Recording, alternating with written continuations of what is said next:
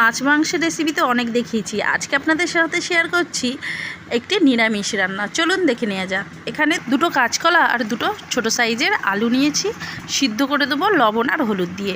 সিদ্ধ হয়ে গেলে খোসা ছাড়িয়ে নেব আর ম্যাশ করে নেব খুব ভালো করে।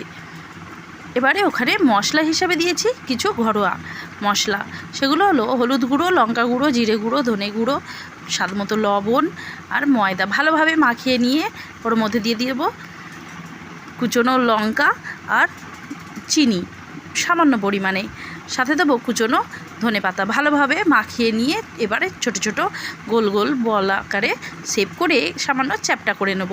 ওদিকে তেলও গরম হয়ে গেছে, এবারে ডিপ ফ্রাই করে নেব খুব ভালো করে। ওই তেলের মধ্যেই টুকরো করে রাখা আলু ভেজে তুলে নেব।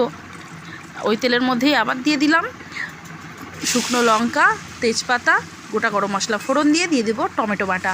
সাথে মশলা হিসেবে দিচ্ছি হলুদ গুঁড়ো, লঙ্কা গুঁড়ো, জিরে গুঁড়ো, ধনে গুঁড়ো আর স্বাদ মতো লবণ। দিয়ে দেবো আদা, কাঁচা লঙ্কা বাটা। ভালোভাবে কষিয়ে নিয়ে ভেজে রাখা আলুগুলো দিয়ে কষিয়ে নিয়ে জল দিয়ে দেবো, আর ঝোল ফুটে উঠলে দিয়ে দেবো ভেজে রাখা কোপ্তা।